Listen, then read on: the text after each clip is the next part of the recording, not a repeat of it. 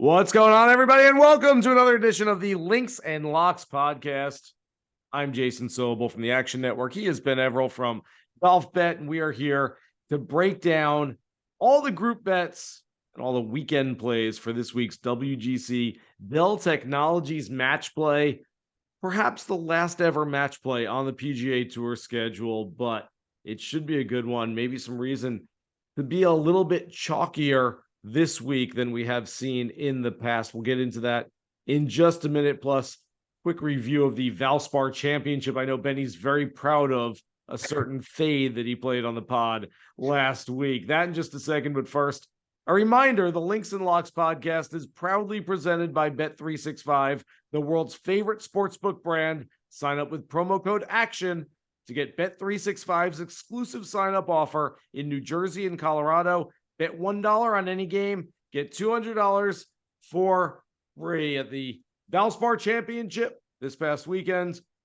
Taylor Moore, perhaps a surprising winner, even surprising mid-round because Adam Schenk was right there, Tommy Fleetwood was right there, and Jordan Spieth was right there. He's the guy that I mentioned on the podcast last week as my favorite play on the board. Benny said to fade him. I don't know, Ben. I guess since he didn't win, you were right and I was wrong. 100%, mate. I mean, I told you guys he had no hope. No, look, I think I did admit to you at some point over the weekend that even if he didn't win from where he was, probably you were on the right side of the fence there. But the reality is what was scaring me for Jordan was exactly what happened. You know, he has a bulky driver at the moment. He has a bogey or a double bogey in him at any sort of given moment. And that turned out to be the reality. I mean, what a ride. I mean, the odds were just roller coastering as he went down that final stretch. And I mean, it is definitely the full Jordan Spieth experience when he's in contention these days. And the full Jordan Spieth experience might not be a bad thing to have in match play where the big mistakes don't hurt as much and the big birdies and eagles can help you a whole lot to win a match against one other player. So let's get right into it. This week's match play. And Benny, we talked before the pod real quickly about whether do we want to do it group 1 and then group 16 and then group 8 and group 9 because they'll play each other. Guys, you guys know how brackets work. We're going to go group 1, group 2, group 3. You know who's going to play each other. We're going to get to all of them. Don't worry about it, but we'll give you our favorite plays from each group and then get into our final 4 and our championship winners for this week. So let's start right there at group 1, Benny. And this is indeed the Scottie Scheffler group, as we're going to know it, because Scottie Scheffler, certainly the number 1 seed in the entire thing. It's a shame for Tom Kim, Alex Noren, and Davis Riley, who under other circumstances, I don't mind any of those 3 players. I could see all of them advancing in different scenarios, but really tough to pick against the number 1 player in the world right now, especially where he's defending a title. Yeah, look, obviously, we've talked about him numerous times in the last few weeks. He's the defending champ there. He played well before he was a champ there. He's obviously got college ties and home ties and everything else going. All good vibes there, which make it basically impossible to go against him with any confidence whatsoever. With that being said, I do think if he can get through the first 2 days before Friday with some victories, Tom Kim could surprise Scottie Scheffler on that Friday match. I am going to stick with Scheffler, but I can see Kim being way more jazzed up to get past him potentially if he gets himself to that point. We'll have to see how that goes. They're going to have to make some putts. That's what it comes down to. And right now, Scheffler's been making the important ones when someone comes at him. He's been missing the ones that don't seem to matter because he's so far ahead on his approach game that he can miss some and then make the ones when he needs to and still win. Yeah, it's certainly not the easiest road for Scottie Scheffler. There's some other players who are top seeds in their groups that I think have much easier roads to the Sweet 16 and the weekend than Scottie Scheffler does. So, he'll have to battle his way if he wants to get through that group. Group 2, Jon Rahm, Billy Horschel, Keith Mitchell, Ricky Fowler. I've got 3 different groups, Benny. I don't know if there's one group of death. I've got 3 groups of deaths. So maybe Yep. And group 2 is one of them. I think this is a really, really good group. We've got Rahm, who's won 3 times this year. Billy Horschel hasn't played his best golf, but always plays well at the match play. Keith Mitchell, who I think is, ready to kick some serious butt out there, and he's started doing so. And then Ricky Fowler enjoying a resurgence. Who are you going with? Yeah, I do think you're right in terms of group of death. I mean, this one, John Rahm was not given any favors here at all. No. Now, look, Ricky's been in great form. Could he surprise John on the first day? Absolutely. It's 18 holes. He can beat him, and then that's a cat amongst the pigeons. Horschel's been a great player at Austin before. Obviously winning, getting all the way through getting close to that on other occasions. Unfortunately for him, he just hasn't got his absolute A game this year. So it's hard to sort of ride him, if you will, even in that group. And your man Mitchell, at any time. In fact, he's the type of guy that will have the chip on his shoulder, like, I'm better than these guys. I'm going to prove it. So that makes it tough. But I'm going to stick solid with Rahm and say that he can come out of that group. I think he'll be a little bit miffed of how it went down to the players, how he was booted early with his illness. I'm expecting him to have some fire in his belly. What about you? So first things first, I wish Ricky Fowler was in one of 8 or 10 other groups because I wanted him to advance into the weekend. I wanted to pick him, and I just couldn't pick him out of this group. Second thing, and I know we all like Rahm. Rahm has 3 times advanced past the group stage in this event. On those 3 occasions, he's lost to Dustin Johnson in the final back in 2018. He lost to Scottie Scheffler a few years ago, and he lost to Brooks Koepka in extra holes last year. Yeah. What does it take to beat Jon Rahm? Well, essentially, you've got to out-Rahm Rahm. You've got to be the big, brawny, confident, cocky dude who goes out there with a little attitude, a little ego, and beats him at his own game. I know I talk up Keith Mitchell all the time on this podcast. Yes, there it is. That's exactly Keith Mitchell's game. He can go out there and basically play the same game against Rahm.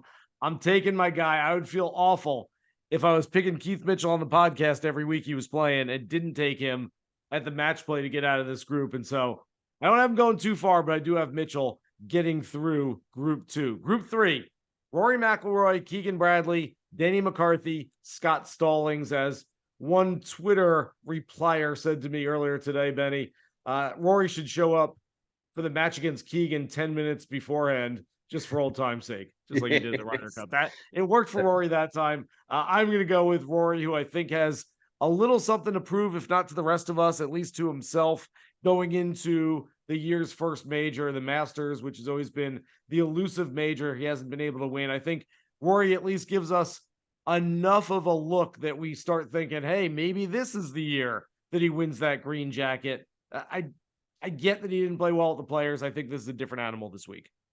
Yeah, I agree. I think the fact that he gets to go head to head against guys will mean that Rory 2.0 or 3.0 or 5.0, whatever you want to call it, will turn up. I expect that he'll play the course and the player, and with all due respect to those against him, he's clearly the best player in that group. I'd be interested to see if Denny McCarthy goes balls to the wall, if you will, against him when he gets a go, because the guy can obviously make putts. And if he gets on a bit of an early roll, will it rattle Rory into any sort of scenario? And then, of course, if we do get down to Keegan and Rory on that final day, how much does Keegan want to, push his case for the Ryder Cup? How much does he want to prove that he can be the guy? That will be. I can sense a very edgy Keegan Bradley in that match if it's to get out of the group. I still think Rory gets through though. It's an excellent point, Benny. I completely agree with you there, and I hadn't thought about it ahead of time. Group 4, Patrick Cantlay, Brian Harman, K.H. Lee, Nick Taylor. Very interesting, intriguing group here. I'm not sure that it's one of the strongest ones, though. No, mate. Look, Cantlay is not a player I tend to go to in these events, and I'm literally putting him through by default here. It is, I mean, we talked about Rahm getting a hard run. I feel like Cantlay is possibly being given an easier run, although, as we've always said, anyone can beat anyone on any given day. Nick Taylor, occasionally, Brian Harman has not been playing well of late-ish. He's been up and down, whatever. So it's like, I'm not even confident saying Cantlay's going through easy. You know what I mean? It's just these guys aren't in that sort of great form. So here's my tip: whoever does come out of that group, I think they're not going much further. Yeah, well, I do agree with that. Cantlay's made 4 starts here. He's never made it past the group stage into the weekend. I know he's playing great. I love him for the Masters in some respect. He'll be near the top of the board, but I'm not taking him here. Brian Harman, you're right, hasn't played great lately. It's between KH Lee and Nick Taylor for me. KH Lee had a really nice final round at the Valspar, but I'm going with the guy who's got the hot hand. Nick Taylor was runner-up in Phoenix. He was top 10 this past week in Tampa. I agree. He's not a guy that I'll be looking to advance much past the initial stage, but I can see Nick Taylor as one of the very few D pool players who moves on to the weekend. All right, Group 5, Max Homa, Hideki Matsuyama, Kevin Kisner, Justin Suh. This is the second of my 3 group of death pools that I think is out there. I think this is a really good one. Yeah, I love it. I wish Kiz was in better form, but he's come to this event and done great without being in good form. I think he's only got 4 losses at Austin since in the last 5 years or something. You know, obviously he's been really good, former winner. Hideki, not my favorite in match play. he and Adam Scott are that typical great ball striker, but then hit it to 6 feet. The guy makes a 20-footer for birdie, and then they miss the 6-footer. So I'm never really confident with Hideki. So that's tough. Justin Suh, he could easily win this group despite what's going on there. He's been in great form of late. As we know, a couple of top 10s. Ball striking has been pretty decent. He's going to need to make putts. The guy, though, that should make them and should win is Max Homa. I'm going to stick with Max, even though he hasn't been at his best since coming out of California. Although, you know, a little backdoor action at the Players was not bad. 5 for 5 going chalk plays so far, Benny? I literally am. This is why I didn't want to run 1 through 16 the way we're doing this, because all of very PGA Tour of you to go with all the. Oh my goodness! But look, it doesn't stay that way. I promise. The punters out there. In fact, oh wait, we've got another one coming, and right, then we'll get into it. Underdogs. Okay. I make fun because I'm there with you on this one. Max Homa is doing everything really well right now. I'm looking at Hideki's finish with the players saying maybe, but I feel like I've fallen for the Hideki head fake too often in the last couple of years. Every time Hideki shows us something, it's like 3-card Monty. He shows us something, I'm like, there it is. And he pulls it away and turns over his hat, and you're like, oh, nope, nothing there. So I'm staying away from Hideki, and Kisner, just the game's not there. Justin Suh, just based on the numbers, looked kind of lethargic last week, playing his 6th straight week. At this one, I just think the guy's got to be wiped out at some point, even though he's a young player. So I'm going with Homa. I'm going with the chalk in Group 5. Group 6, we've got a really fun group. Xander Schauffele, Tom Hoge, Aaron Wise, and Cam Davis. Benny, I look at 3 players with massive offensive firepower in Schauffele, Wise, and Davis can all make birdies in bunches. And so give me Tom Hoge, who all he does is gonna ball strike you to death, just knock lasers to 4 feet all day. Look, I don't know much about match play, but it feels like if you hit your approach shots to 4 feet every single time, you're probably going to win some holes and win some matches. I don't know. That's just me. Call me crazy. Yeah, look, you're 100% right. It's three types versus 1 type, and you've got to make your choice, right? Like this, again, we've made fun of me there for going chalk. I am going to lean chalk again with Xander here, but with 0 confidence, honestly, this group, because my man Cam Davis, he could be beaten 9 and 8 in that first match, or he could win it 6 and 5. He's got that much ability if he turns up and actually fires at pins and gets the ball off the tee and decides to believe in himself this week. Wise again, which Wise is turning up? If the best Aaron Wise turns up, he could be brilliant as well. So it's a tough group to pick. When it comes to that, I'm leaning chalk. Don't worry, I'm going to get away from the chalk shortly. But Schauffele for me, because of the bulldog spirit I've seen in him at match play. I think I've told this story many times, but what I saw from him in Melbourne at the President's Cup when he saw a small opening to take down Adam Scott in front of his home crowd and literally say to his caddy, hammer down now, like we're going to cut his throat right now. That was something I'll never forget. And I think if he can bring that up, it'll be tough to beat. First of all, I thought this might be a Cam Davis play for you. Secondly, Xander Schauffele, much like his buddy Patrick Cantlay. And 2 weeks ago, we talked about these two players each going into the Players' Championship, having missed the cut at that event in each of their last 3 tries. Just like his buddy Cantlay, he has never advanced past the group stage in 4 previous tries at Austin Country Club. So just throwing it out there when it comes to Xander. That first match is pivotal for him. Its first match is pivotal. He's got to beat Cam Davis, obviously. But if he doesn't bring his A game, he'll be beat. So he's gonna have to be ready to go. In a group 7, and it feels like there's a lot of haves and have-nots in these groups. That might have been a have group in group 6. Group 7, you can find a little reason not to like any of these players. Will Zalatoris, Ryan Fox, Harris English, Andrew Putnam. Where are you going here? The Fox. I'm away from the chalk. I'm going Ryan Fox, the Kiwi. Look, I think he'll have just a point to prove to himself, and to those around. He's one of these guys that plays predominantly on the DP World Tour and gets to come over here every so often and feels like he's undervalued. He probably really should have been on the International President's Cup team last year. Out of mind, out of sight a little bit, didn't get there in the end. But he knows how to win. He's coming up against Zalatoris, who I don't think he's back to 100% yet. I don't think he's also a great one-on-one match player, to be honest. I think he again could be the guy that I'm certainly not giving him any 3-foot putts. That's for sure. I'm not giving Will any 2-foot putts. Probably I'm making him putt it all out. And I think Foxy can surprise there. And Harris English, Andrew Putnam on their day, of course, but Fox for me. I can't believe it, but I am on the same exact page as you, Benny. Look, I think Fox is the guy. Fox is the best player that most of your quote unquote know-it-all golfing buddies who think they know everything about professional golf. He's probably the best player they know nothing about, even if they think they do know something about him. He's a big guy, Kiwi, hits it a long way, 14th at the API, 27th at the Players' Championship.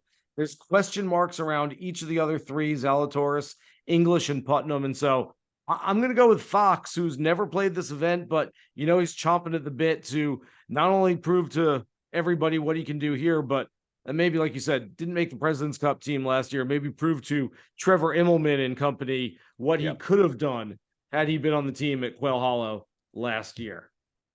Group 8, Viktor Hovland, Chris Kirk, Siwoo Kim, Matt Kuchar. We've got a couple guys who have peaked already this year. Siwoo winning the Sony Open, Chris Kirk winning the Honda Classic, Matt Kuchar enjoying a mini resurgence. I won't put him on the same level as a Jason Day or a Ricky Fowler, but coming back a little bit. He's a past champion of this one, but to me, it's Viktor Hovland.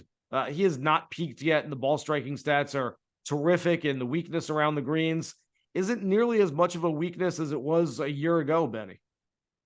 That is true, but I am going to go for the upset here. As much as it pains me, but I've just watched it happen too many times there in Austin. Matt Kuchar is coming out of this group. Ooh. Matt Kuchar is playing well enough to be annoying.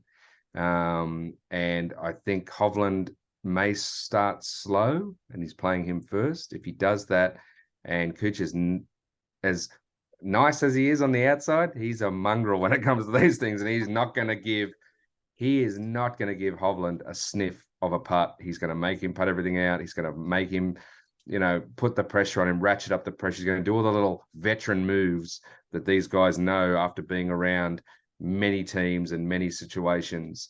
And I think it could be the one of these guys that could get under Hovland's skin, which is hard to do. He's smiling all the time. He's having a great time. But Kuchar's just that one guy that worries me, and it's that first match. I feel like Hov could be upset, and then from there, I think that Kuchar could just be sneaky good and get through that group. I feel like that's a new nickname waiting to be given. You called Matt Kuchar a mongrel. Yeah, the mongrel, trying to round for scraps at Austin Country Club this week. I do like that. All right, Group 9. I have a feeling you and I might have the same player coming out of this group. Colin Morikawa, Jason Day, Adam Svensson, Victor Perez. Without telling you who I have here, Benny, do we have the same player? Yes, absolutely. There's no shadow of a doubt. I think he got absolutely kissed with this group. Jason Day is a 2-time winner of this event, including there at Austin Country Club. He's trending ever so greatly up. He now has the shackles off that will be in the Masters, even though it's not official yet. He won't fall out of the top 50 in the world this week. And with that being said, I feel like he can concentrate on what he is brilliant at. One-on-one, take the guy down. He knows all the tricks. He was the one that rankled everyone when he first came out in this format. Could have won it 3 or 4 times, to be honest. In the old days when it was knockout scenario, loves the fight, will walk out in front of someone on a tee box, will, not give a putt. He's got it all up his sleeve. He loves the fight. I think, and, the guy that's the number 1 seed in that group, or the 9 seed, if you will, like Morikawa, he's just, again, I don't trust the putter under the gun. I don't trust the chipping under the gun. Jason, though, has to get through Svensson on day 1. Again, Jace can be a slow starter in this group stage scenario. He liked it better when he knew he had to win, and it was like, gun to the head type scenario. He has to bring that mentality to that very first match, and then he'll be sweet. Svensson's been very good. I wouldn't have minded Viktor Perez as a dark horse in another group. He played really well here 2 years ago, but I'm with you on Jason Day. I think that when you're coming back from whatever he's coming back from just not playing great golf over the last couple of years, and you're trying to win for the first time in 5 years. It's been, I think 4 years and 11 months since his last victory. Look, it's just a numbers game. It's going to be easier to beat one player at a time rather than trying to beat 150 other players in a full field. And so I've got Jason Day going very, very far this week. Perhaps not as far as you do. I don't know how far you have him going, Benny. We'll find that out very shortly, but I do have Jason Day moving on from Group 9. Group 10, Tony Finau, Kurt Kitayama, Adrian Meronk, and Christian Bezuidenhout. I like the D player in this group, Bezuidenhout, but I'm going Tony Finau. I know that he's struggled to make it out of the group stage in recent years, but Benny, I did not realize just how good Finau has been this year, because he hasn't really seriously contended for any titles, but he's been playing at a very consistently high level for a long time now. I don't know that it's coming this week, and I hope it's not.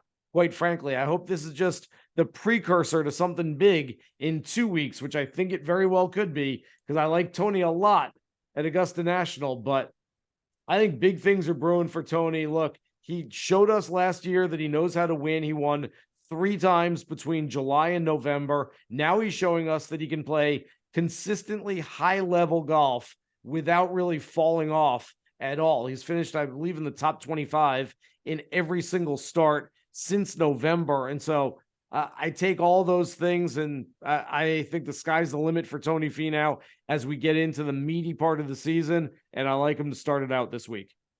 Yeah, look, I wanted to find a reason to pick Meronk, like the Aussie Open winner and whatever else. And you're right about Seamus can make putts. So if he just keeps it on the map, he could be a surprise packet. But yeah, in the end, the numbers and the new Tony Finau were too much for me as well. I'm going to stick with Tony Finau there.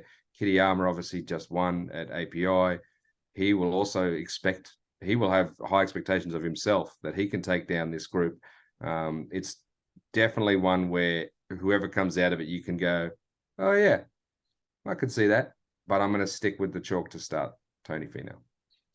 All right, getting to Group 11 now. Matt Fitzpatrick, Sahith Theegala, Minwoo Lee, JJ Spawn. One of my favorite day 1 matchups is between the Group B and Group C players in this one, and I think maybe it could determine the winner of this group.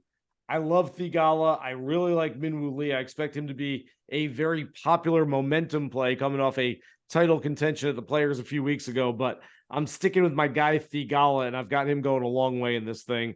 Just very well-rounded, and he's been very, very good recently.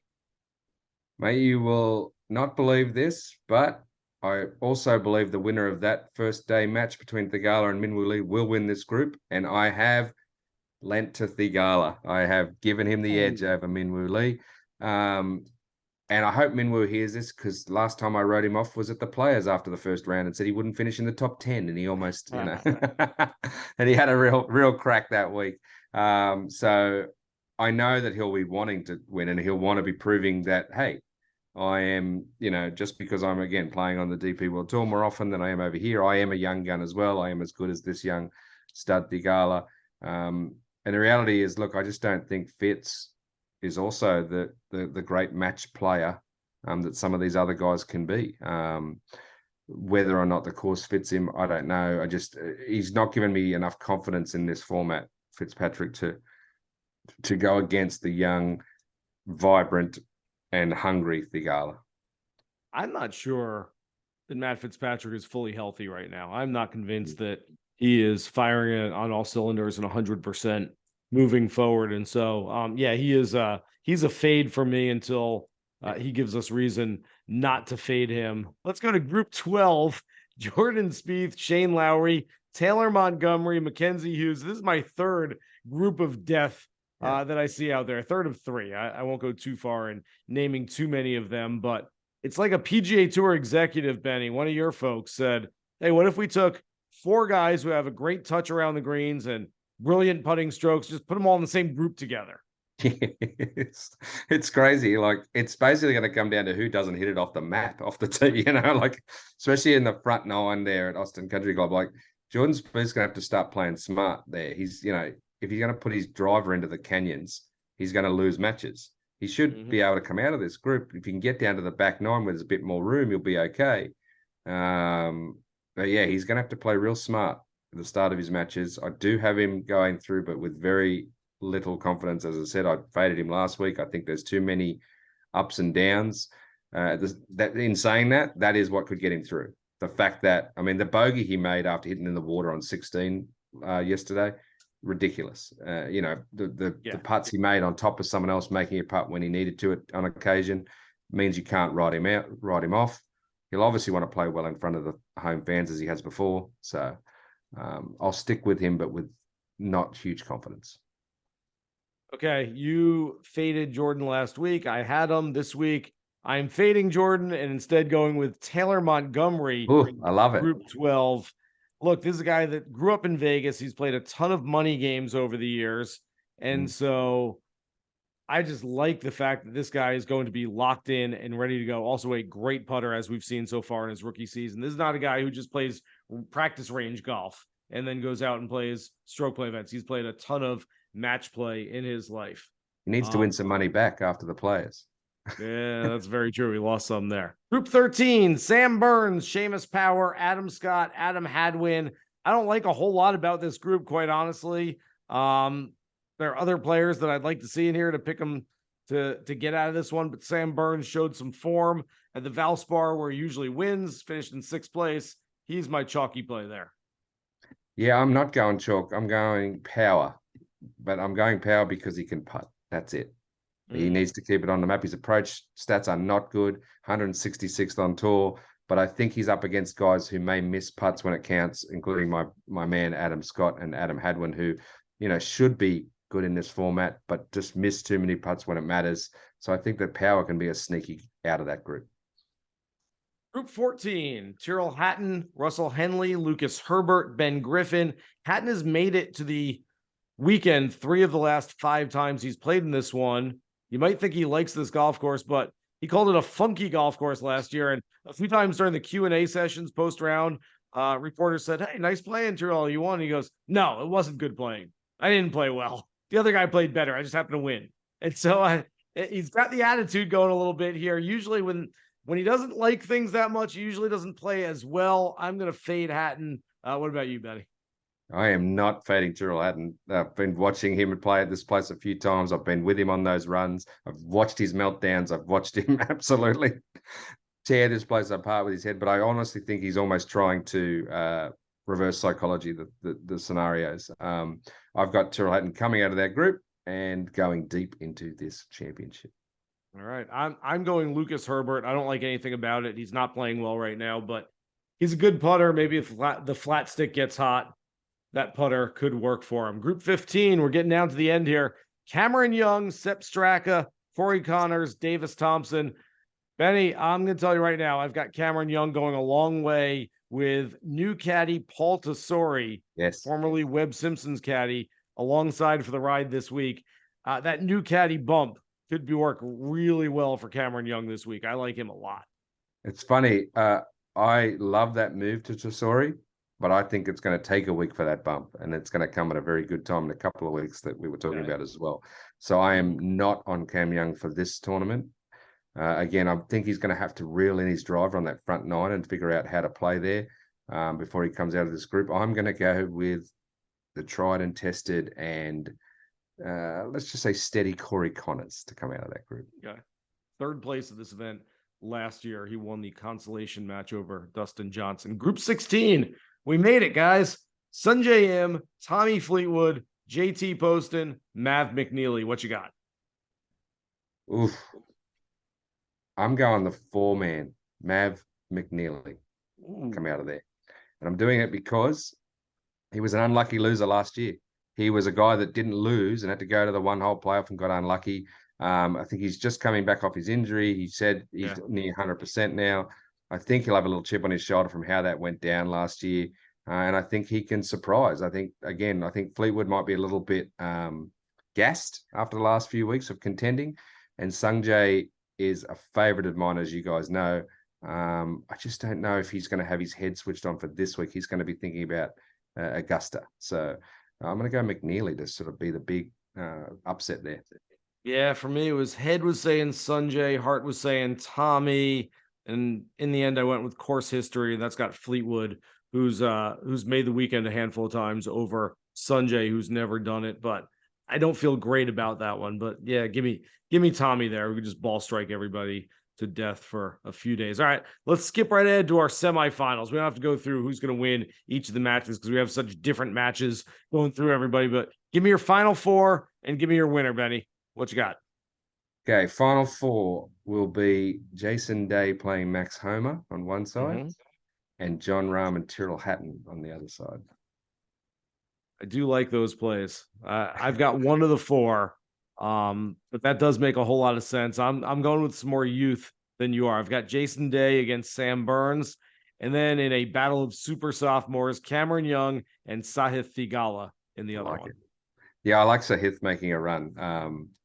I've got him essentially being beaten by Hatton in the game before in that scenario. And then I have Tyrrell beating John Rahm in the semifinal to take on Jason Day in the final, with Jason Day to be your winner over Tyrrell Hatton. We're almost on the same exact play. I've got Jason Day over Sam Burns, Cameron Young over Sahith Theegala, but Cameron Young is my winner this week. How confident am I? I don't know. About as confident as I ever am. There are a lot of good players. There's a lot of weird stuff that can happen. Yep. This is such a tough tournament. Real quick, Benny, any advice for the bettors out there on how to bet this one? Is just make sure you don't take guys who are going to face each other in the round of 16. Is it as simple as that? Yeah, look, first of all, obviously study the bracket. Make sure you can see the path for your player and who they may or may not face. As I said, like Jason Day has to get through Scheffler, essentially, to get to that spot. It's going to be a hard match if they both go through. But you have to sort of figure that out before you get on it. And then just remember that as chalky as you want to be, it's usually half or less of the top seeds in each group that go through. Like it's on average 6, 7, 8, I think it is, that make it through to that final 16. So pick accordingly. Make sure you pick a few guys that are out of the box, so to speak. Otherwise, you're going to be potentially left on the cutting floor. One last reminder, the Links and Locks podcast is proudly presented by Bet365, the world's favorite sportsbook brand. Sign up with promo code ACTION to get Bet365's exclusive sign-up offer in New Jersey and Colorado. Bet $1 on any game, get $200 for free. That'll wrap up all of our thoughts and picks and selections for this week's WGC Dell Technologies Match Play. Thanks to everybody out there for listening to this edition of the Links and Locks podcast. Remember, you can find this podcast wherever you find your favorite podcast every single week during the PGA Tour season. Download, subscribe, rate, and listen. For Ben Everill, I'm Jason Sobel. Good luck with all your plays for this week's match play. Here's hoping you hit the green.